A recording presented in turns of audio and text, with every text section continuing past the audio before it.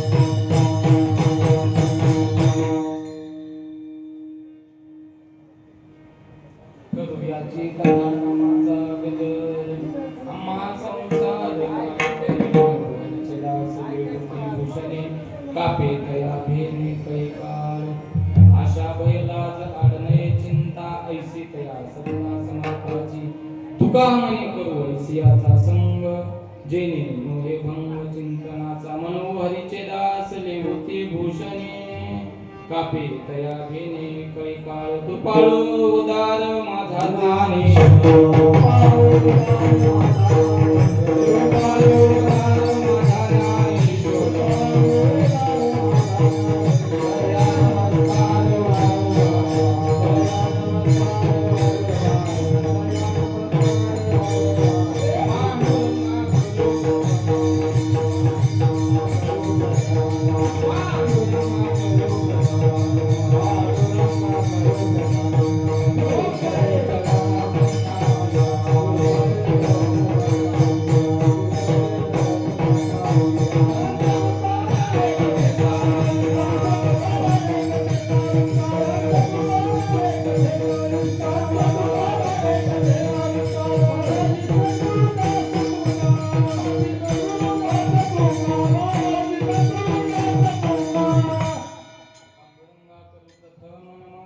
दुसरी चरण संतांची त्यांच्या उत्पादन कथेचा विस्तार बाबाजी सर्वदास तुका अलंकापुरी रम्य सिंहासन स्तंभदं भोजे तेजस प्रदीप्तदेशं विदिंदादि देवई सदा स्तूयमानं समाधिस्तमोत्तिं भजे ज्ञानदेवं सेवेलागी सेवक झालो तुमच्या लागलो निज चरणा अहो स्वामी तुकया देवा या गतीने करावा वेद मस्तक माझा पाया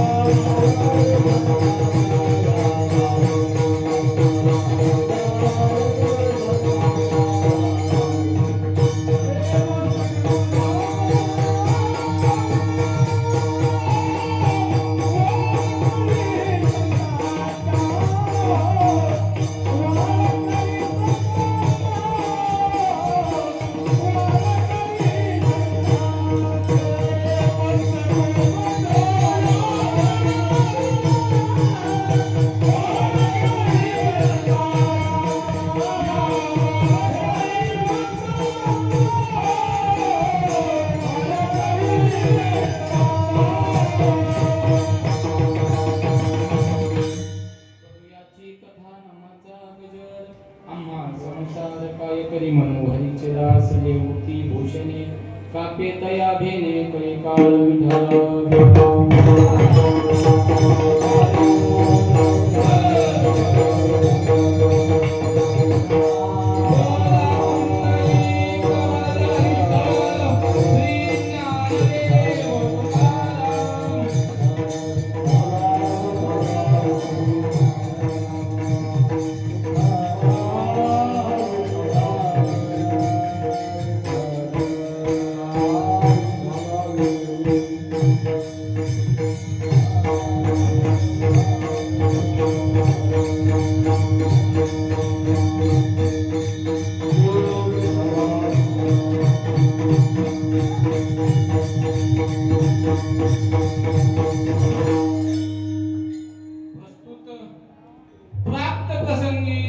संप्राप्त सेवकाचा निवडलेला अभंग महान भगवत भक्त सिद्ध असूनही साधकांच्या करुणेनं स्वतः सर्व व्यावहारिकता सहन करून सिद्धांनाही अचंबित करणारे अनुभव या समाजापुढे मांडणारे आणि सत्व विस्मरण पूर्वक श्रीहरीलाही मानस समाधान देणारे काळाचा प्रत्येक क्षण मनाचं प्रत्येक चिंतन आणि शरीराचा प्रत्येक कण भगवानमय बनल्यामुळे याच देही याच डोळा सदेह वैकुंठाचा सोहळा बघणारे उपभोगणारे श्रीमंत श्री जगद्गुरु तुकाराम महाराज देहूकर महाराजांच्या गाथेच्या वळीप्रमाणे महाराज अभंगातून देवाची कथा करू आणि देवाच्या नामस्मरणाचा आम्ही अट्टहास करू आणि त्या साधनेतून आम्हाला प्राप्त झालेली जी आमची अवस्था आहे त्या साधनेतून जे साध्य झालेलं आहे त्याची मीमांसा महाराजांच्या भंगात करतात.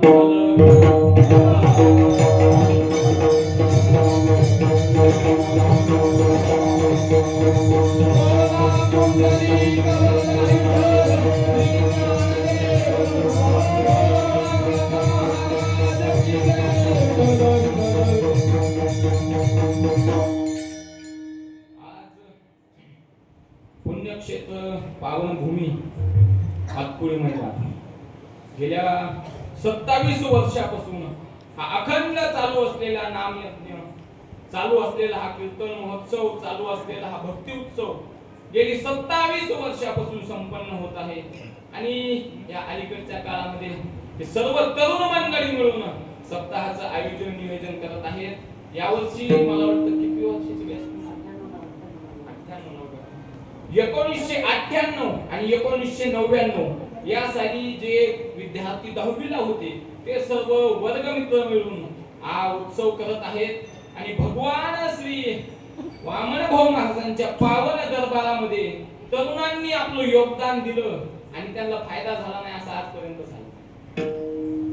वामन भाऊ महाराज म्हणजे चालतं बोलतं वैराग्य आणि भाऊंची जो सेवा करेल, भाऊंची जो मनापासून सेवा करेल त्याचं सोनं झाल्याशिवाय राहणार.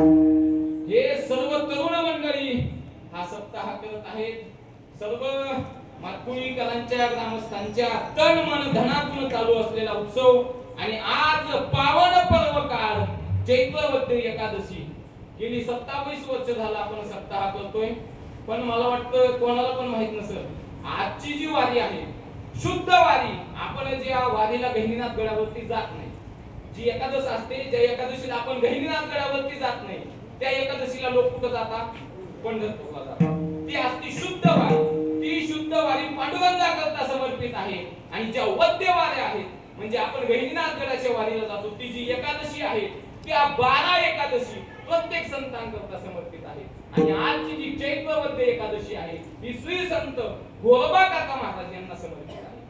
श्री क्षेत्र तेर या ठिकाणी सद्गुरू गोरोबा काका महाराजांचा समाधी सोहळा फार मोठ्या उत्साहामध्ये तिथं उत्सव चाललेला आहे.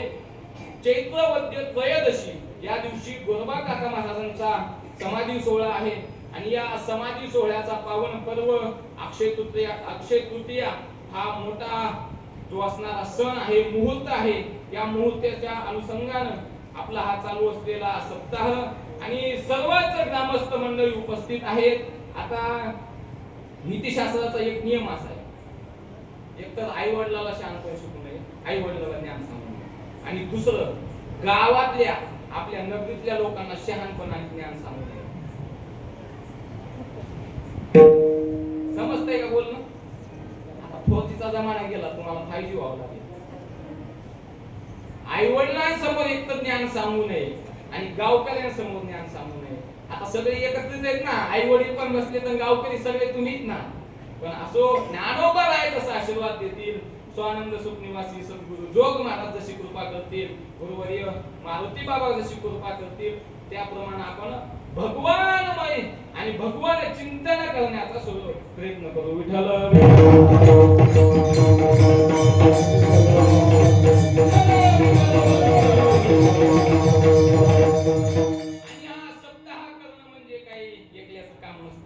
सर्व मंडळी महत्वाचे असतात.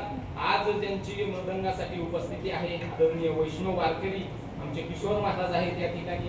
आपल्याच गावचे किशोर महाराज या ठिकाणी आपल्या गावचे हरिभक्ती पारायण ओम महाराज आहेत. त्याचबरोबर आमचे दौंड महाराज आहेत, राऊत महाराज आहेत, त्याचबरोबर बटुळे महाराज आहेत, आमचे केशव महाराज आहेत.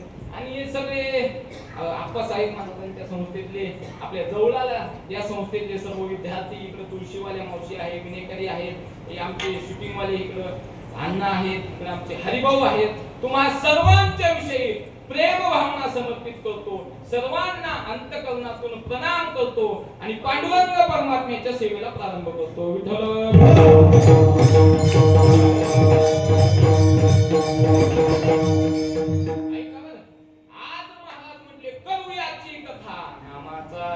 याची कथा करू. नेमकं कोणाची करू? तुकोबाराय महाराज ठीक आहे, तुम्ही म्हणताय ना याची कथा करू, बरं ठीक आहे, तुम्ही म्हटले ना कथा करायची करू. कोणाची करायची कथा? तुकोबाराय म्हटले ज्याची बरी असेल त्याची करायची. कोणाची करायची? ज्याची बरी असेल त्याची करायची. मग कथा बरी कोणाची आहे? तुकोबारायांना विचारलं, तुकोबाराय महाराज तुम्ही म्हटले कथा करायची, ज्याची बरी कथा असेल त्याची करा, पण बरी कथा कोणाची? तुकोबाराय महाराज म्हटले कथा याची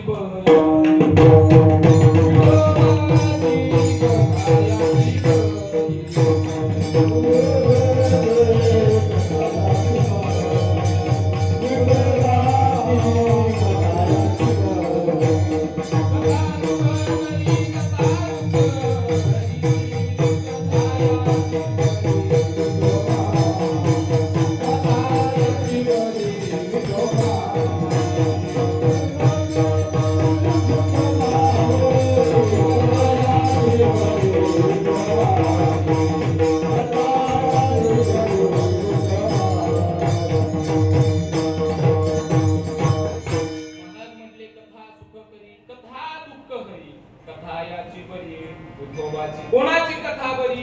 विठोबाची. बरं कथा महाराज कथेच्या अनुषंगाने असं सांगितलं आहे. कथा कशी असते माहितीये का? कथा करण्याकरता 3 जणांचा संगम असावा लागतो. कथा करण्याकरता 3 जण एकत्र असावे लागतात. कथा काही एकट्यानं होत नाही. महाराज म्हटले कथा करण्याकरता कोण 3 जण लागतात? महाराज म्हटले एक देव असावा लागतो कथेकरता, देवाचा भक्त असावा लागतो, आणि 3 नंबर भक्ताच्या मुखामध्ये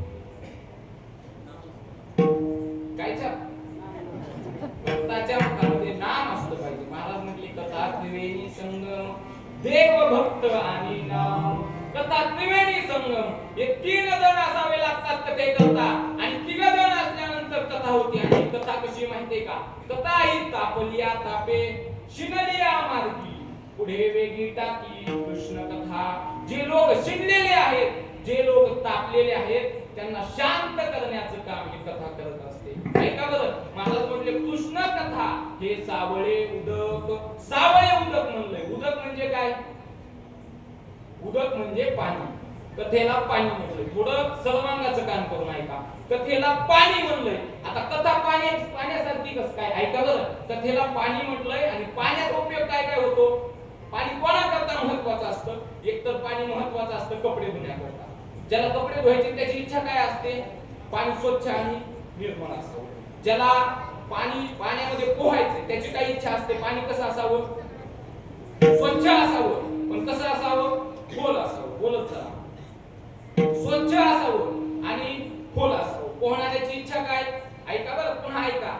ज्याला कपडे धुवायचे त्याची इच्छा असते पाणी स्वच्छ आणि निर्मळ असावं. ज्याला पोहायचे त्याची इच्छा असते पाणी स्वच्छ असावं आणि पाणी खोल असावं. आणि ज्याला पाणी प्यायचंय त्याची इच्छा असते पाणी निर्मळ असावं आणि पाणी गोड असावं.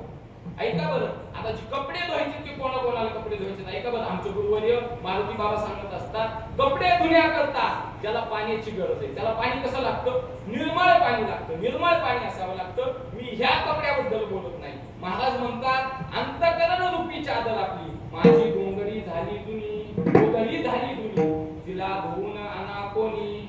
आपली जी गोधडी आहे म्हणजे आपलं जे अंतकरण, या अंतकरणाला संत गोधडी म्हणतात. आणि जे आपलं जे अंतकरण आहे ते अनेक जन्म धुवून मळलेलं आहे, आणि ते मळलेलं असल्यामुळे त्याला स्वच्छ पाण्याने धुवून घ्यायचं. म्हणजे ही जी कथा आहे ती कथा पाणी आहे. म्हणजे आपल्या गावामध्ये सप्ताह चालू आहे, कथा चालू आहे, तिथं आपण यायचं, कथा श्रवण करायची आणि आपलं अंतकरण निर्मळ करायचं, म्हणजे आपले कपडे धुवायचे. दुसरा नंबर कोणाचा? ज्याला पाणी पोहण्याकरता आवडतं. त्याला पाणी कसं आवडतं? खोल किंवा खोल आणि स्वच्छ. पोहणाऱ्याला पाणी पाहिजे खोल आणि स्वच्छ. खोल आणि स्वच्छ पाणी कसं? ऐका बरं, पोहणाऱ्याची इच्छा, पोहणाऱ्याचा अर्थ सांगताना, कपडे धुण्याचा अर्थ सांगताना जे माणसं जिज्ञासू आहेत, जे साधक आहेत, ज्यांची इच्छा आहे माझं अंतकरण शुद्ध व्हावं आणि मी भगवानमय स्वरूप मला प्राप्त व्हावं, हे एक नंबर म्हणजे हे कपडे धुणारे. पोहणारे म्हणजे कोण? ज्यांना ज्ञानाची इच्छा आहे, ज्यांना ज्ञान ऐकू वाटतं, जे जिज्ञासू आहेत, ज्यांना ज्ञान ग्रहण करण्याची शक्यता म्हणजे ज्ञान ग्रहण करण्याची ज्यांना आवश्यकता वाटते, ज्ञान ग्रहण करण्याची ज्यांची वासना आहे. ऐका बरं, पोहणाऱ्याला काय वाटतं? पाणी खोल असावं. तसं हे जो ज्ञान, ज्याला ज्ञान ऐकायचं आहे, जो जिज्ञासू आहे, त्याला वाटतं हा ग्रंथ खोल असावा. आणि ही कथा कशी आहे? एवढी खोल कथा आहे. 7 दिवस झाले तरी ग्रंथ संपतो का? नाही नाही महाराज, चातुर्मासाला येऊन बघा, सद्गुरु चंद्रशेखर महाराज देगलूरकर एके अभंगावर 4-4 महिने प्रवचन करतात. कथा संपण्याचं कारणच नाही देवाचं, म्हणजे पोहणाऱ्या करता पाणी खोल असावं, म्हणजे जो जिज्ञासू आहे त्याच्यात हे ज्ञान फार खोल आहे. 7 दिवस हे ज्ञान संपत नाही. पण आमचे गुरुवर्य मारुती बाबा सांगत असतात, कपडे धुण्याच्या भानगडीत पडण्यापेक्षा, हे खोल पोहण्याच्या भानगडीत पडण्यापेक्षा, म्हणजे ऐकण्याच्या भानगडीत पडण्यापेक्षा, जास्त डोकं लावण्याच्या भानगडीत पडण्यापेक्षा, ज्ञान ऐकण्याच्या भानगडीत पडण्यापेक्षा आपल्या गावामध्ये 7 दिवस सप्ताह आलाय ना, मग आपण ते पाणी पिऊन घेत जाऊ. म्हणजे आपण सप्ताहामध्ये येऊन कसं आहे ऐका बरं. आता तुम्ही म्हणता महाराज लयच हे सांगायला लागला, आम्हाला ऐकू येईना, आम्हाला म्हणजे ऐकू येईना असं नाही, ऐकू वाटाणा. आता ऐका बरं, विस्तव असतो विस्तव, तुम्ही त्या विस्तवाला प्रेमाने स्पर्श करा, नाहीतर रागाने स्पर्श करा, तो त्याचा झटका हात लावला की 4 दिवसात पाणीच होते बोटामध्ये. तशी कथा आहे, तसं एक कीर्तन आहे. जरी तुम्हाला नाही समजलं तरी तुमच्या जीवनाचा उद्धार करणार, कारण ज्ञानोबारायांचं बोलणं एवढं गोड आहे. ज्ञानोबाराय म्हणतात, खेचरांच्याही मना आणि सात्विकाचा पहा, एवढं गोड ज्ञानोबारायांचं बोलणं. आता ही कथा कशी आहे? सावळं उदक कथा, काय म्हणलंय, पाण्यासारखी कथा आहे. सगळ्यांनी काय करायचं, आमचे बाबा सांगत असतात, हे आपल्या गावामध्ये 7 दिवस कथा रूपी सप्ताह आलाय ना, कीर्तन रूपी सप्ताह आलाय ना, मग यायचा आपण आनंद घ्यायचा, म्हणजे पाणी पिऊन घ्यायचं आणि मुक्त व्हायचं. ऐका बरं, महाराज म्हटले, करू याची कथा, नामाचा गजर. कथा झालं, पण नामाचा गजर करायचा. बरं, आता नामाचाच का गजर करायचा? तर ऐका बरं, जे अलौकिक असतं, ऐका बरं, जे अलौकिक असतं, जे अलौकिक कोणाला म्हणतात माहिती का? नाम अलौकिक आहे. नाम, देवाचं नाम अलौकिक आहे, देव अलौकिक आहे. आणि देव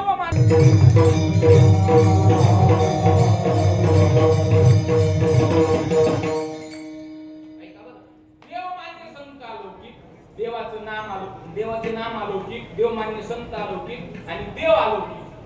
अलौकिक कशाला म्हणायचं? 3 निकष बरं का.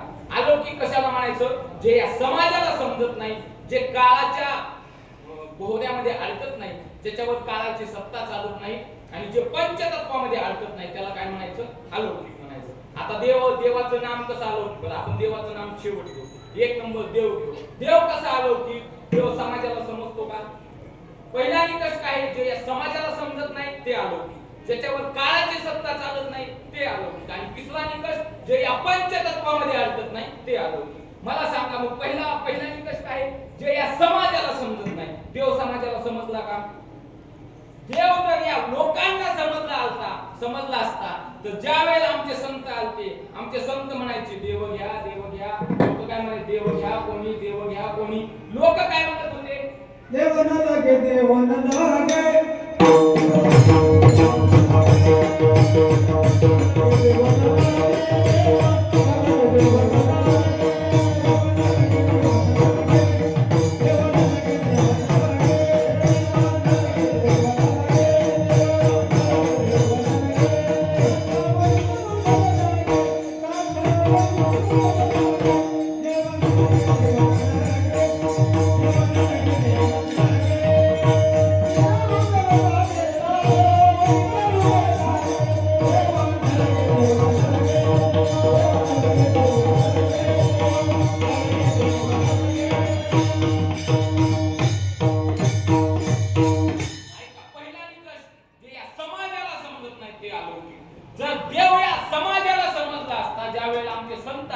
संत म्हणत होते देव घ्या कोणी, देव घ्या कोणी, त्यावेळेला हा समाज म्हणला देव न लगे, देव न लगे. का? तर या समाजाला देव कळला नाही, म्हणून देव अलौकिक. पहिला निकष देव अलौकिक. देवावर काळाची सत्ता चालत नाही. का चालत नाही? कारण देवच सर्व जगताचा निर्माता आहे ना. महाराज देवाला कलमलं नाही, म्हणून देवाने हे जग निर्माण केलेलं आहे. म्हणून काळ हा देवाच्या घरी लागतो, देवाच्या घरचा गुलाम हा काळ आहे. म्हणून काळाची सत्ता देवावर चालत नाही. एक पहिला निकष, देव समाजाला कळला नाही. दुसरा निकष, काळाची सत्ता देवावर चालत नाही. आणि पंचतत्वामध्ये देव अडकत नाही. कसा अडकत नाही बरं? ऐका बरं. पंचतत्व कोणते कोणते? पृथ्वी, आग, तेज, वायू, सांगायचं.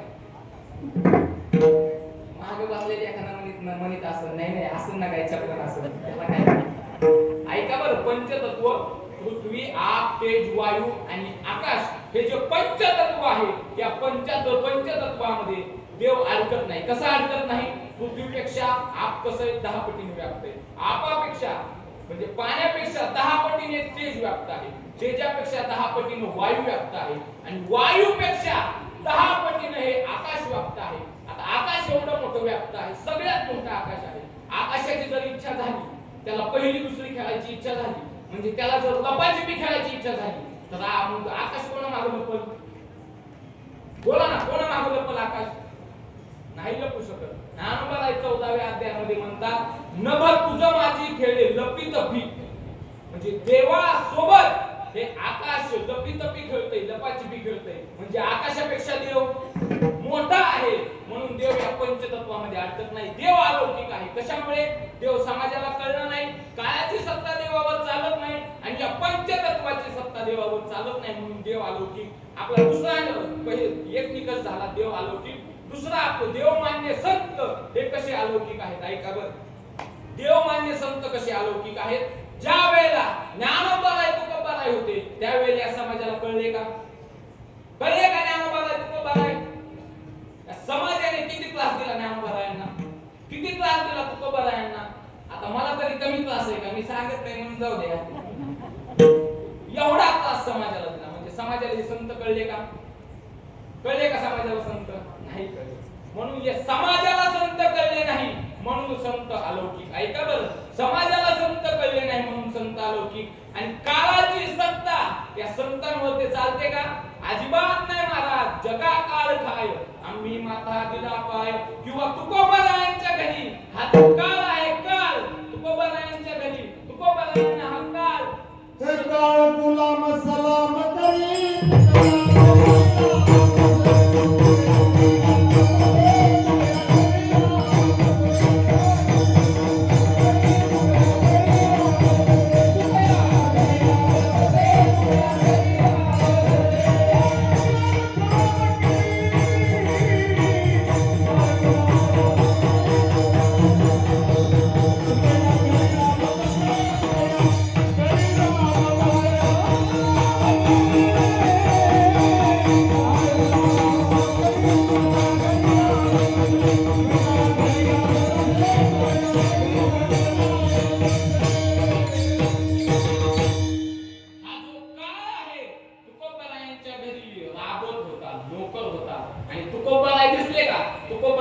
सलाम करायचा हा काळ. कोण? हा जो यम आहे का? यम. तुकोबाराय म्हणतात, जगा काळ काय आम्ही माता दिला पाय, नाही आम्हाला मरावे लागत, आम्हाला जायची याची गरज नाही. म्हणजे या समाजाला संत कळले नाही आणि संतावरती काळाची सत्ता चालत नाही आणि या पंचतत्वामध्ये संत अडकत नाहीत. कसे अडकत नाहीत ऐका बरं. पहिलं जे पंचतत्व आहे, पृथ्वी, आप, तेज, वायू, आकाश. पृथ्वी या तत्वाला आमच्या ज्ञानोबारायांनी जिंकलं, पृथ्वीमध्ये समाधी घेतली. आप म्हणजे पाणी, पाणी या तत्वाला आमचे शांती ब्रह्म एकनाथ महाराज यांनी जिंकलं, आपला देह पाण्यामध्ये समर्पित केला.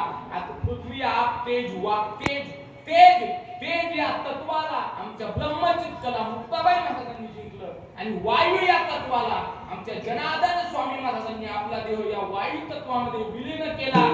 ऐका, पृथ्वीला ज्ञानोबारायांनी जिंकलं, पाण्याला नाथ महाराजांनी जिंकलं, तेजाला मुक्ताबाई महाराजांनी जिंकलं आणि वायूला जनार्दन महाराजांनी जिंकलं, जनार्दन स्वामी महाराजांनी जिंकलं आणि शेवट आहे आकाश. आकाशाला कोणी जिंकलं? अनुरेणू या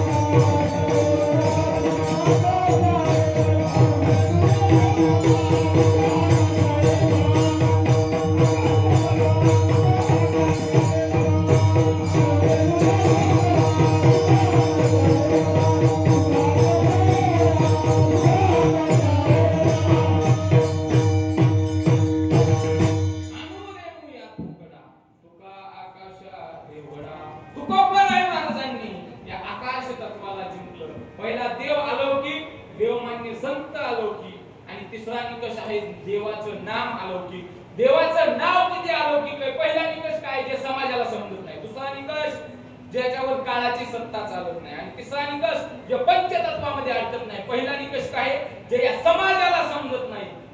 देवाचं नाम हे समाजाला समजतं का? कळलं का समाजाला? बरं कळलं, समाजाला जरी कळलं तरी लोक कीर्तनात बसले तरी नाव घेतात का?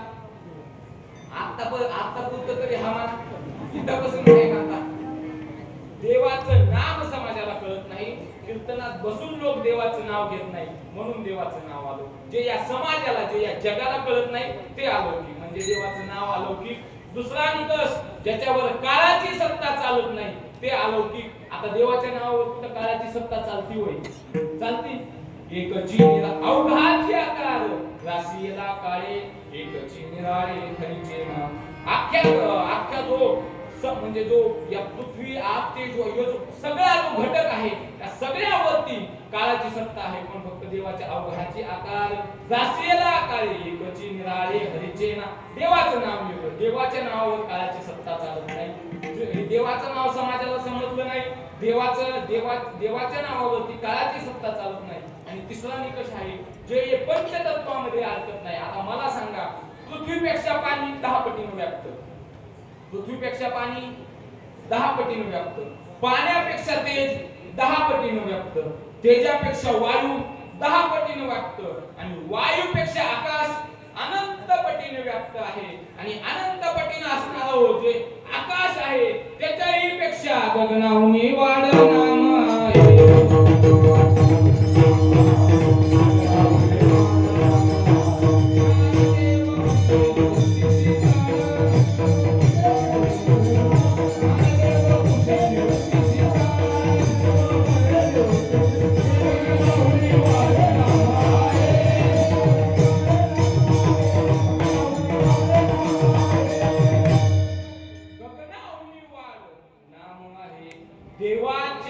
देवाच्याही पेक्षा देवाचं नाम हे फार महत्वाचं आहे. कारण महाराज म्हणतात, कुमुदिनी काय जाणे तो परिमळ. महाराज, देवाचं जे नाव आहे तो तुझ्या नामाचा महिमा तुझा ना करे मेघ श्यामा. देवाचं नाम एवढं महत्वाचं आहे. किती महत्वाचं आहे ऐका बरं. एवढं महत्वाचं देवाचं नाव काय झालं, ज्यावेळेला रामसेतू बांधायचा. रामसेतू बांधत असताना आता सर्व सेना समुद्राच्या तटावरती आलेली आहे, पलीकडे जायचंय. आता जायचं कसं? त्यावेळेला काही सिमेंट कॉन्क्रीटचे पूल नव्हते, आणि त्यावेळेचे पूल पण काही असे बांधत नव्हते. बिल्डिंग आताचे पूल म्हणजे बिल्डिंगाच्या आधी बांधतात. त्यावेळेला काय झालं, आता एवढा मोठा पूल बनवायचा आहे. पूल बनवत असताना काय करायचं, तर मग प्रभू श्रीरामांचे जे निष्ठावान सेवक आहे हनुमंतरायांनी विचार करत असतात काय करावं. कारण हनुमंतरायांना एका ऋषीने श्राप दिला, तुझ्या सगळ्या शक्ती जातील. आणि पुन्हा त्याला एक उपशाप दिला की ज्या वेळेला तुला गरज असेल त्यावेळेला तुला तुझ्या शक्ती वापस मिळतील. त्यावेळेला विचार करत असताना कोणीतरी हनुमंतरायांना सांगितलं, प्रभू श्रीरामांच्या नावाने जर आपण संसार करून जात असो, हे भवसागर आपण करून जात असेल, तर प्रभू श्रीरामांच्या नावाने दगड का करणार नाही. ज्या वेळेला मग काय झालं, हे शब्द कानावर ज्या वेळेला पडले, तात्काळ हनुमंतराय उठले, दगड घेतला, दगडावरती नाव टाकलं श्रीराम. प्रभू श्रीरामांचं नाव दगडावरती टाकलं.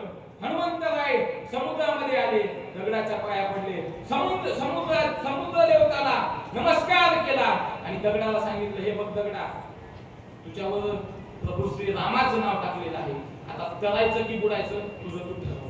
असं म्हणून प्रभू श्रीरामाच्या नावाने जयघोष केला आणि तो दगड समुद्रामध्ये हनुमंतरायांनी टाकला. आणि तो दगड टाकल्याबरोबर प्रभू श्रीरामांचं नाव लिहिलेला दगड तरंगला. ही बातमी उडत रावणाच्या कानावरती गेली. कुणाच्या? रावणाच्या कानावरती. आणि रावणाच्या कानावरती गेल्यानंतर रावणाला काय वाटलं माहितीये का, अरे याच्या नावाने जो दगड तरंगला, हे आपल्या सर्व सेनेला जर समजलं यांच्या फक्त नावाने दगड तरंगतात, हे जर युद्ध करायला आले तर आपलं काय होईल, हे जर युद्ध करायला आले तर आपलं काय होईल. ते काय शहाणे माणसं असतात ना, जास्त मोठ्या गोष्टी लहान लोकांना सांगत नाही. आणि जरी त्यांना कळाल्या तरी ते काहीतरी वेगळा मार्ग काढतात. कारण समाजाचं एकदा धैर्य जर संपलं, माणूस तिथंच फसला. आयुष्यात एकदा धैर्य संपलं की माणूस संपला. म्हणून काय रावणानं पण एक दगड घेतला आणि सांगितलं आपल्या सर्व सैन्याला बोलवलं, म्हणजे रामच काय दगड चालू शकतो, माझ्याही नावाने दगड कर. रावणाने दगड घेतला, दगडावरती नाव टाकलं रावण. काय नाव टाकलं? रावण नाव टाकलं दगडावरती.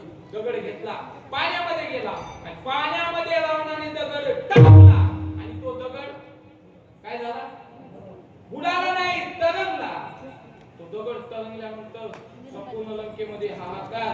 अरे रावणाच्या नावाने दगड तरंगतात, आपला रावण पण काही कमी नाही. प्रभू श्री रामाच्या तोडीलाच आपला रावण आहे. आपला जो राजा आहे हा काही कमी नाही. पण रावणाची जी बायको होती मंदोदरी, नवऱ्यानं किती शहाणपणा आणले, बायको म्हणते तू किती शहाण आहे मला. मंदोदरीने त्याला एकांतात विचारलं, सगळ्या लंकेमध्ये जी बातमी आहे तुमच्या नावाने दगड तरंगला, खरं? तो म्हटला हा खरंय, दगड तरंगला. खरंय? ती म्हटली माझा विश्वास नाही तुमच्या नावाने दगड तरंगू शकतो, खरं सांगा काय नेमकं तुम्ही काय युक्ती केली, तुम्ही काय असं तुमच्या जीवनामध्ये कार्य केलं, तुमच्यामध्ये काय असं सामर्थ्य तुमच्या नावाने दगड तरंगावा. मंदोदरी होती, शेवटी बायको माणूस बायको सगळं सांगतो. तिने सांगितलं, रावण म्हटला हे बघ मंदोदरी, तुला म्हणून सांगतो का, तुला सांगायचं नाही. हे जर बातमी बाहेर गेली तर आपल्या सैन्याचं धैर्य खचून जाईल, आपण युद्धामध्ये पराभूत होऊ. पण ती म्हटली नाही सांगत, पण नेमकं तुम्ही दगड तरंगला कसं काय? त्यावेळेला रावण हा त्याच्या बायको मंदोदरीला सांगतोय, ऐक मंदोदरी, मी तो दगड घेतला, दगडावरती रावण नाव टाकलं आणि तो दगड मी पाण्यामध्ये घेऊन गेलो आणि पाण्यामध्ये तो दगड घेतला, हातामध्ये दगड घेतला, समुद्र देवतेला नमस्कार केला, त्या दगडाला नमस्कार केला आणि त्या दगडाला सांगितलं, हे दगडा, तुझ्यावर नाव जरी रावणाचं असलं तरी तुला शपथ प्रभू श्री रामांची तुला तरंगावं लागेल. ही सामर्थ्य देवाच्या नावात आहे महाराज. म्हणून महाराज देवाचं नाव अलौकिक आहे, कारण एवढं सामर्थ्य देवाच्या नावामध्ये आहे. पण आता बरं मला सांगा, आपण देवाचं नाम स्मरण करतो का? महाराज ते प्रेमानंद महाराज आहेत, तुम्ही बघा युट्यूबला, इंस्टाग्रामला पहा. महाराज काय तो महात्मा फक्त नामस्मरणाच्या बळावरती 20 वर्ष झालं जिवंत आहे. विज्ञान आहे त्या माणसाला दोन्ही. गेली 20 वर्षापासून अखंड राधा नामाचं चिंतन चालू आहे आणि त्याच्या बळावरती आज संपूर्ण जे यंग जनरेशन आहे त्यांच्या मनावर अधिराज्य गाजवत आहे प्रेमानंदजी महाराज. एवढे फार मोठे ते नामाचं महात्म्य आहे, ते समजून सांगतात, तुम्ही ऐकत जा, चांगलं असतं. आणि कसं आहे ऐकावं. आता आपला विषयांतर व्हायला लागला. आपलं काय मुद्दा काय होता? अलौकिक. देवाचं नाव अलौकिक, देवमान्य संत अलौकिक आणि देव अलौकिक. कळलं का?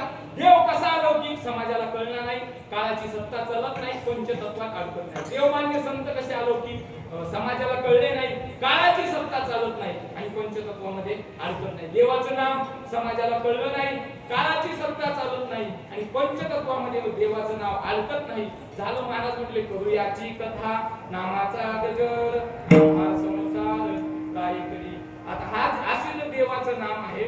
देवाची जी कथा आहे, कृष्ण कथा, हे सावळे उडक किंवा तापलिया तापे शिनलिया मार्गी अशा लोकांना शांत करणारी, प्रसन्न करणारी ही जी कथा आणि नाम आहे, याच्या जीवावरती, याच्या बळावरती ही जी आम्ही केलेली साधना आहे, या साधनेतून आम्हाला साध्य काय झालं आपण करूयाची सत्ता नामाचा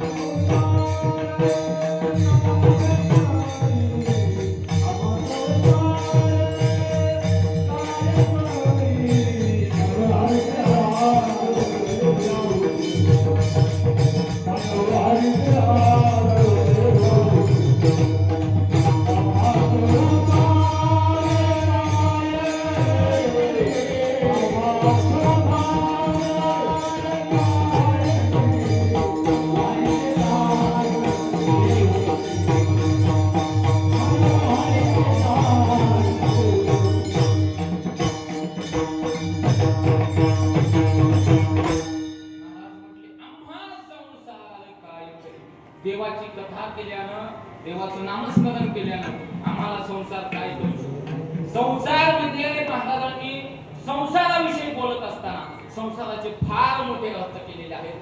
संसरती महत्वाचा अर्थ म्हणजे संसरती, संस्कृत व्याकरणामध्ये संसरती किंवा संसरती, जो सरकत राहतो, भांडरकरामध्ये याचं विश्लेषण आलेलं आहे. जो सरकत राहतो, जो वाढत राहतो, त्याला संसार म्हणायचं. आमच्या संतांच्या दृष्टीने जर पाहिलं, ज्ञानोबाराय म्हणतात जन्म घेणे म्हणजे संसारात येणे. जन्मला की संसारामध्ये आला. आता मला सांगा, ज्ञानोबाराय 22 वर्षी समाधी घेतात आणि ज्ञानोबाराय म्हणतात अवघाची संसार सुखाचा करीन. संसार होता का ज्ञानोबाराय? जन्माला येणं म्हणजे हाच संसार आहे. ऐका बरं, जन्माचं कारण काय? जन्म आणि मरण हाच संसार आहे. जन्माचं पहिलं कारण, जन्माचे 3 कारण आहेत. जन्माचं पहिलं कारण सासरवाडीचा मार.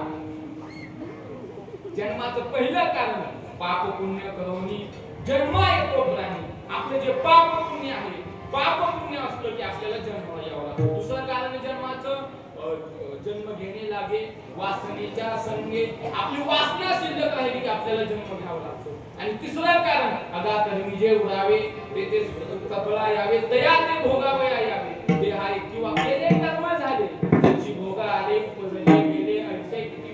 पहिलं कारण आहे जन्माचं. ऐका, संतांनी नामस्मरण केलं, कथा केली. पहिलं जन्माचं कारण काय आहे? पाप पुण्य आहे. ऐका बरं, पाप पुण्य केलं की माणसाला जन्माला यावं लागतं. 50% पाप 50% पुण्य झालं की माणसाला जन्माला यावं लागतं. काय झालं? एक जण देवाच्या दारामध्ये उभा केला. आता त्याचं काय झालं? 50% पाप आणि 47% पुण्य. 47% पुण्य, 50% पाप 50% पुण्य. माणूस व्हायचं म्हटल्यावर सरळ उदाहरण, 50% पाप 50% पुण्य झालं की माणूस म्हणजे माणूस म्हणून जन्माला येणार. आणि मग त्याचं काय झालं? 50% पाप 47% पुण्य. आता मग त्याला सांगितलं, मग आता याला काय करायचं? त्यांची मंत्रिमंडळ होतं, त्यातला एक जण म्हणला, देवा याचं 47% पुण्य आणि 50% पाप आहे, ह्याला करा बळी. आता ते म्हणा, देवा मला माणूस व्हायचंय राव, काय करावं? 3% कमी पडते. देव म्हणले नाही असं जमणार आहे. देव म्हणले हे कर, 50% पाप 50% पुण्य 47% पाप, तुला व्हावं लागेल बैल. तो म्हणायचा, देवा माणूस तुला बैलच व्हावं लागेल. तो म्हणला, देवा एक ऑप्शन देऊ का, एक उपाय सांगू का, माझ्यासाठी एवढं करा का? तो म्हटले बरं ठीक आहे सांग, काय करू तुझ्यासाठी? तो म्हणला, देवा मला मान्य 47% पुण्य 50% पाप आहे, तुम्ही म्हणताय मला बैल करा. बरं ठीक आहे, तुमची इच्छा आहे ना मला बैल करायची, पण माझं ऐकून घ्या. जरी माझं 50% पाप असलं 47% पुण्य असलं तरी तुम्ही मला माणूस करा, माणसात राहून बैलासारखं वागतो. तुमचं आमचं झालं महाराज, माणूस आपण आपण बैलासारखे वागतोय. पाप पुण्य करून जन्म येतो प्राणी. पाप पुण्य शिल्लक राहिलं का आपलं जन्म घ्यावा लागतो. असंख्याचं पाप पुण्य शिल्लक राहिलं का नाही राहिलं महाराज. तुका म्हणे आम्ही झालो अग्निरूप, लागून रूपा पुण्य नका. अग्निरूप होणं म्हणजे ज्ञान स्वरूप होणं किंवा अग्निरूप होणं म्हणजे हे जे पाप पुण्य आहे यात सगळं संपूर्ण जाणं. का पाप पुण्य कशातून निर्माण होतं? कर्मातून निर्माण होतं ना. कर्मातून निर्माण होत असल्यामुळे मग ज्ञानातील सर्व कर्मांनी भस्मसात कृते. ज्ञानाने आमचं सर्व कर्म नष्ट झालं आणि कर्म नष्ट झाल्यामुळे आमचं पाप पुण्य नष्ट झालं. संत हे अग्निरूप झालेले असतात. आता मला सांगा, एखादं झाड असावं, त्या झाडाला अशी धडधड धडधड धडधड आग लागावी. कशी लागावी आग? धडधड आग लागावी. त्याच्यावर सगळ्या पक्षांचे गळते असावे. भाजप, राष्ट्रवादी, काँग्रेस यांचे नाही बरं का, चिमणी, कावळा, पोपट यांचे घर असावे. आणि झाड पेटल्यानंतर मग ते पक्षी कोणत्या दिशेला पळतील? कोणत्या दिशेला पळतील? जिकडे जागा भेटेल तिकडे पळतील. त्याच प्रकारे आमच्या जीवनामध्ये असणारं पाप पुण्य हे संपूर्ण गेलं म्हणून आम्हाला जन्माचं कारण नाही. जन्माचं पहिलं कारण पाप पुण्य संपलं. ज्या संतांना जन्म नाही, कशाच्या बळावरती? कथेच्या आणि नामस्मरणाच्या बळावरती. जन्म नाही म्हणजे आम्हाला पाप पुण्य नाही म्हणजे जन्म नाही. दुसरा जो निकष सांगितला तो आहे जन्म घेण्यासाठी ज्याची वासना शिल्लक राहील त्याला जन्म घ्यावा लागतो. जन्म घेणे लागे वासनेच्या अंतकाळामध्ये. एखादा जरी मोठा साधू असला तर त्या अंतकाळामध्ये त्याला जर वासनेचा संग झाला, जरी तपोबळी जन्म घेतो. हा जो तपबळी आहे, तपबळीला जरी शेवटच्या काळामध्ये वासनेचा संग झाला तर त्याला काय करावं लागतं, जन्म घ्यावा लागतो. याच्याकरता उदाहरण जडभरत राजा जडभरत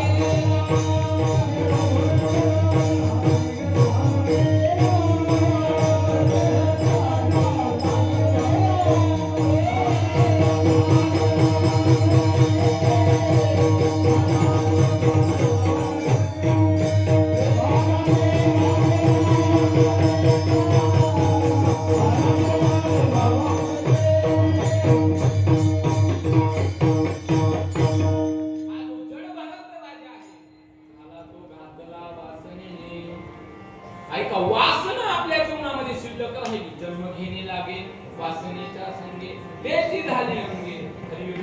आपल्याला जन्म घ्यायचं कारण वासना आहे. वासना कशी संपवावी तर महाराज म्हटले, वासना आपल्या जीवनातली कशी संपली पाहिजे. आपण काय करतो, आर्थिक ओवाळत असताना कापडाची डबी घेतो, पण त्या कापडाच्या डबीतून एक एक वडी, एक एक वडी, एक एक वडी कशाची कशाची आलूची, एक एक वडी कशाची.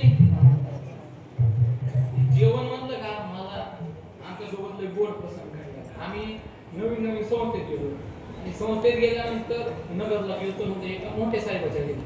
आता तिथं कीर्तनाला गेलो तर आम्ही कीर्तन झालं. आता आम्ही 4-5 मिनिट बाजूला जेवायला बसलो आणि महाराज ते साहेब एका बाजूला बसले. तर आम्ही शेजारी जेवायला बसलो. एवढं जेवण होतं महाराज, एवढं मोठं ताट, 7-8 त्याच्यामध्ये वाट्या, एवढे मोठे पदार्थ, एवढे पदार्थ मला अजून निम्म्या पदार्थाचे नाव येत नाही. एवढे पदार्थ आणि त्याच्यामध्ये एक मोठी वाटी आणि त्या वाटीमध्ये होतं पाणी. पाणी कशा करता, केमिकलचं पाणी हात धुण्याकरता. तर आम्हाला काय माहिती ते पाणी हात धुवायचंय. आम्ही जेवायला बसलो आणि ते पाणी कशा करता, इकडला फुलका हाणला की हात धुवायचा, इकडला फुलका हाणला हात धुवायचा, इकडला फुलका हाणला पुन्हा हात धुवायचा. कशामुळे ते आम्ही एवढे येडे होतो, राहून त्या पाण्याचा फुलका हाणायचा. आमच्या शेताचा एक मित्र त्याने काय केलं माहितीये का, त्याने ते पाणी घेतलं सगळं पिऊन टाकलं. आता ते साहेबाचे नोकर आले, नोकर आल्यानंतर ते म्हटले कोणाला काय पाहिजे का. आता त्याचं नाव बी आहे ना, त्याने वाटी उचलली, मला हे द्या. काही येणार का काय, ते हात धुवायला तो गेल्यानंतर तो काय मला माहिती का, येणार म्हणून नाही तर काय म्हणून, त्याला काय माहिती, सगळी काढलं खतखट पडून त्याला पण काय टेस्ट आली. जेवणाचं लई प्रसंग घडतात महाराज. एकानं काय केलं, 17 धपाटे खाल्ले. किती, 17 धपाटे खाल्ले, 2 बिसलऱ्या पाणी प्याला. म्हणला मरशील ना. तो म्हणला महाराज हो पाण्यापुरता आधार आहे. म्हणला गाव खातो काय, पाण्यापुरता आधार. लई प्रसंग आमचे चौघे महाराज म्हणून आमचे तिथं आम्ही आनंदित पंक्ती होतो. आता सारखं धर्मशाळेत पुढे चक्का, बासुंदी, गुलाबजाम. आम्ही गेलो एक दिवशी धर्मशाळेत, कीर्तन झालं, जेवायला बसलो, जिलेबी आणि बासुंदी होती. ते आमचे मित्र चांगले असे हट्टे कट्टे 120 किलो वजन आहे, 20-30 झाला असं. ते असे चांगले त्यांनी 20 ते 25 जिलेबीची येडी खाल्ली. येडी असते का जिलेबी, 20 ते 25 जिलेब्या खाल्ल्या. परत जवळपास 8 लिटर बासुंदी घेतली. ते बासुंदी त्या ग्लासमध्ये ओतून घेतली. म्हणून चौधरी महाराज एवढं खाल्ल्यावर तुम्ही उचलून गेले तरी आम्हाला घरी जायचं नाही राव.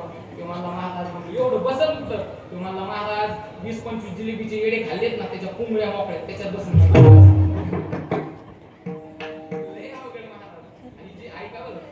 विषय चालला होता वासनेचा. जशी एक एक वडी घ्यावी वासना, एक एक वडी वासना कशी संपवावी. एक एक वडी आपण कशाची, कापडाची एक एक वडी आपण जाळामध्ये टाकावी. आणि एकदा काय होतं, सगळ्या एक एक वडी घेताना डबी काय होते, रिकामी होते आणि डबी रिकामी झाल्यानंतर आपल्या जर ते डबी नाकाला लावली तर तिचा वास येतो की नाही? येतो. महाराज म्हणले तसा वास सुद्धा आला नाही पाहिजे. वासनेचे बीज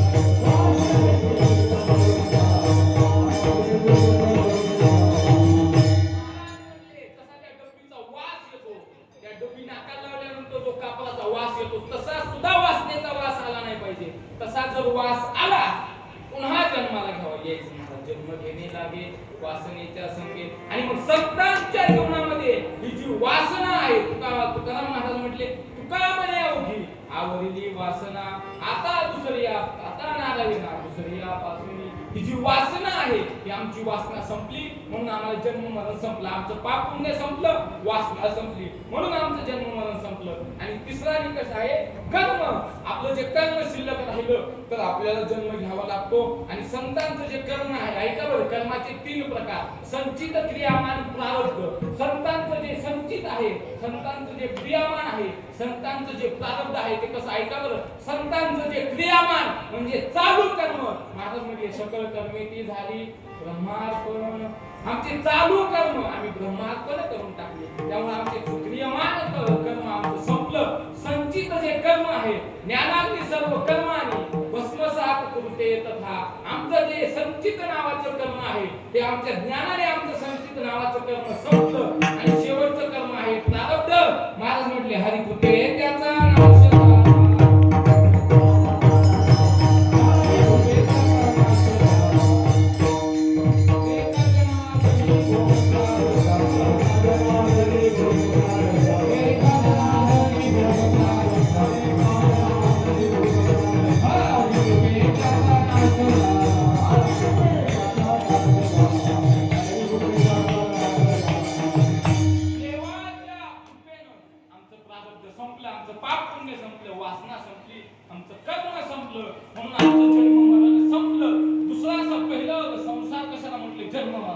दुसरा संसार म्हटले अहंकार. आपल्यातला जो मीपणा आहे आपण जर आपल्या देहाचा संबंध सोडला देह नव्हे ती सरे फुरला उरे विठ्ठल.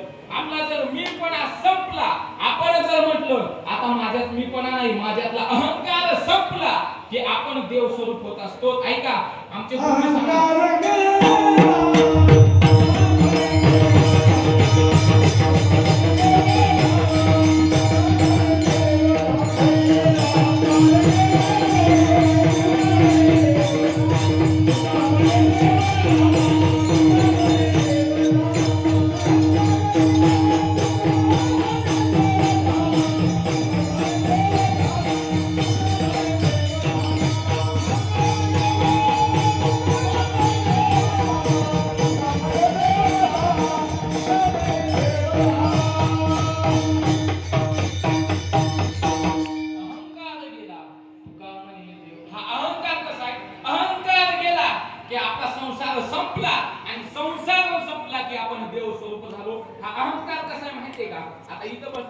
शेतकरी माणसं. या शेतकरी माणसाला काहीच करीत नाही.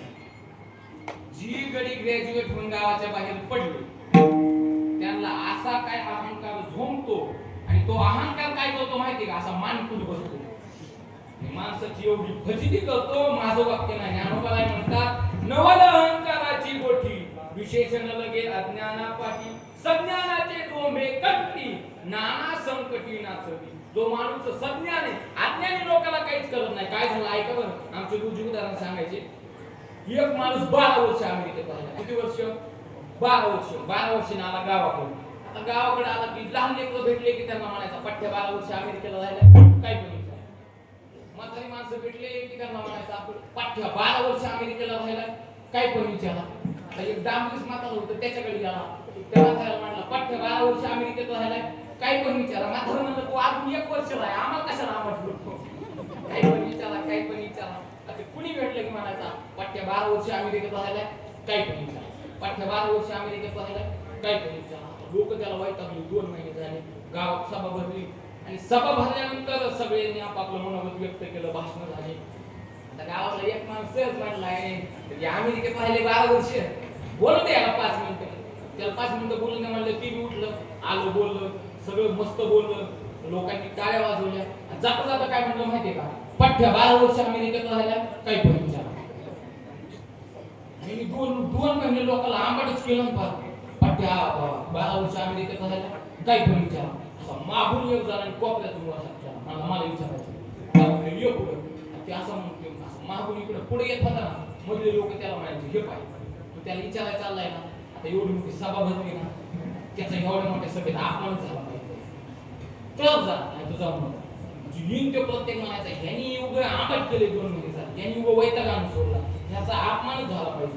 तो पुढे आला, तो होता शेळ्यावाला गडी गावठी. आता पुढे त्याला दोघांचं समोरासमोर उभे केले. आता तो काय म्हणला, अमेरिकेचा म्हणला, 12 वर्ष अमेरिकेत राहिलो, काही पण विचार. आता ते शेळ्यावाला होता, येतो पण शेळ्यावाला होता, तो काय म्हणला माहिती का, तो म्हणला तुमचं उत्तर नाही आलं तर, तो म्हणला तुमच्या उत्तर येणार नाही, म्हणला शक्यच नाही, काही पण विचारा म्हणला, पठ्ठ्या 12 वर्ष अमेरिकेत राहिलो. तो म्हणला पण तुला उत्तर नाही आलं तर, तो म्हणला तुमच्या मनाने. हे म्हणले तो परत 5 वर्ष अमेरिकेत जायचं. तुमच्या मनाने ठीक आहे. आता ते गावठीच गडी होता, तो म्हणला विचार. आता तो गावठ्या गडीने काही डोकं लावलं माहिती का, त्यांनी डोकं लावलं, त्यांनी काय विचारलं माहिती का, तो काय बोलला माहिती का, टप गोल गोल गोल गोल गोल गोल गोल गोल गोल मी कुठं घडलं सांग. तुम्हाला जसं कळलं नाही त्याला नाही कळलं, सांग मला टप गोल गोल गोल गोल गोल गोल गोल गोल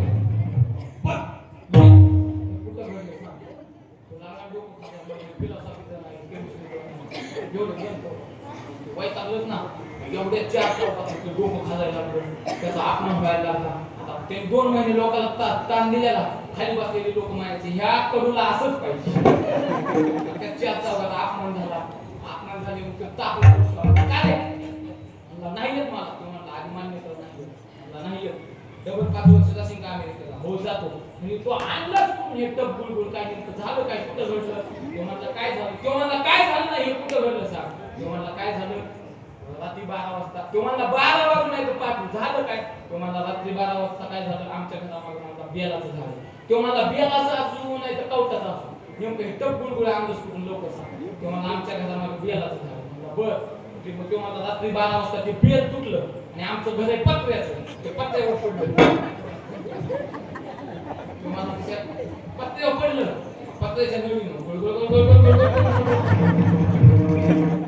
आमच्या दारामध्ये शेळ्या वाटले, शिळीच्या अंगावर पडलं, शिळी वाला की म्हणे मी हे आमच्या घरी घडले.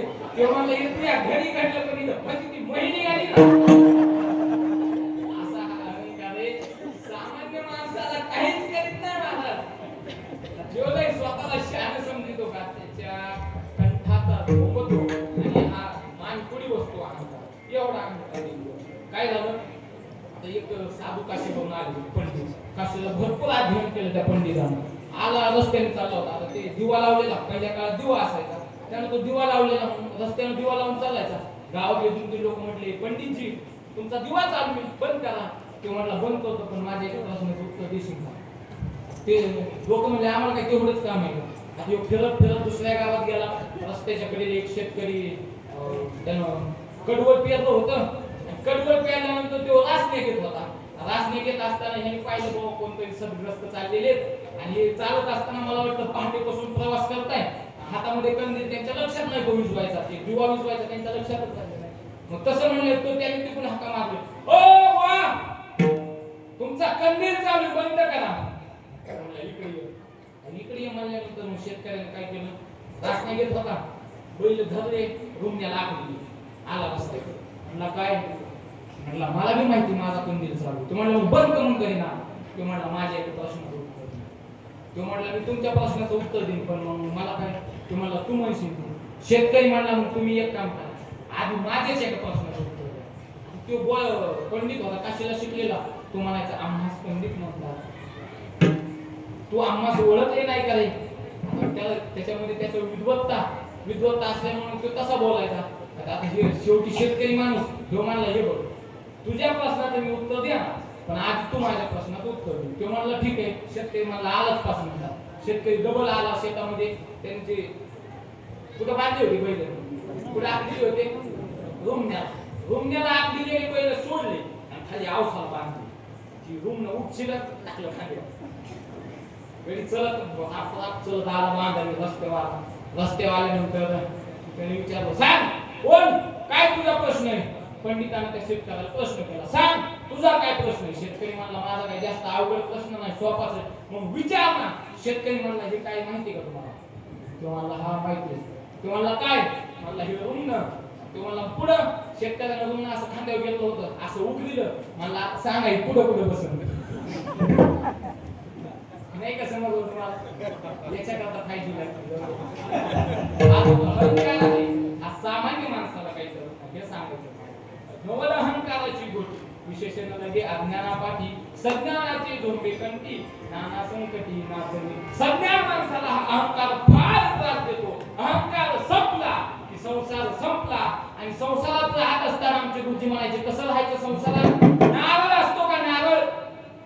नारळाचा तो खोबरा तयार होतो आणि खोबरा तयार झाल्यानंतर काय असतं तो असा नारळ वाजल्यावर कसा वाजतो खडखड वाजतो की नाही. म्हणजे तो त्या नारळाचा संबंध सोडतो की नाही ते खोबरं. तसं संसारात राहत असताना संसारात राहायचं पण संसारात आपलं मन गुंतू द्यायचं नाही. म्हणजे या देहाचा संबंध सोडायचा. देहाचा संबंध सोडला की अहम ब्रह्मास्मी या पदाला आपण प्राप्त होत असतो. म्हणजे आपण देव स्वरूप होत असतो. पण आपण देहाचा संबंध सोडतो का. आमचे गुरुजी सांगायचे लोक मेले तरी देहाचा संबंध सोडत नाही. काय झालं साताऱ्याला एक जणाचा ऊस होता. त्याचा ऊस जवळपास 130 एकर. किती कीर्तन एक कमी नाही सांगावं. 130 एकर ऊस आणि 130 एकर ऊस ते त्याला सगळे तात्या म्हणायचे. ते तात्याचं वय होतं 60-65 आणि एके दिवशी काय झालं असं कुठं काय झालं मेला तात्या. 60-65 वय म्हणल्यावर तात्या मेला. तात्या मेल्यानंतर मग आता काय असतं मोठा प्रतिष्ठित माणूस मेला की गावातले लोक जमा होतात. नातेवाईक जमा व्हायला जरा वेळ लागतो कारण बातमी त्यांच्याकडे जायची नातेवाईक यायचे म्हणून वेळ लागतो. पण आताच्या काळात सगळ्यात आधी जमा होणारे सगळ्यात एक नंबर जमा होणारी जात म्हणजे पक्षाचे कार्यकर्ते. कुणी म्हणून द्या पक्षाचे कार्यकर्ते आलेच लगेच 7 नंबर भाषण चालू करणार. आले का 7 नंबर लगेच भाषण चालू करणार. भाजपाचा गडी उठणार ते म्हणणार ऐका जवळपास 60-65 वय होतं तात्यांचं. तात्या आज आपल्यातून गेले पण तात्याचा चेहरा आयुष्यभर कमळासारखा फुललेला होता. तो खाली बसला का त्याच्यानंतर कोण होता तो. त्याच्यानंतर कुठं तो धनुष्यबाण कोणाचा शिंदे साहेबाचा कार्यकर्ता. शिंदे साहेबाचा कार्यकर्ता उठला का तो म्हणतो सगळं खरंय. तात्याचा चेहरा कमळासारखा फुललेला होता पण तात्याचा प्रत्येक शब्द धनुष्यातून निघलेल्या बाणासारखा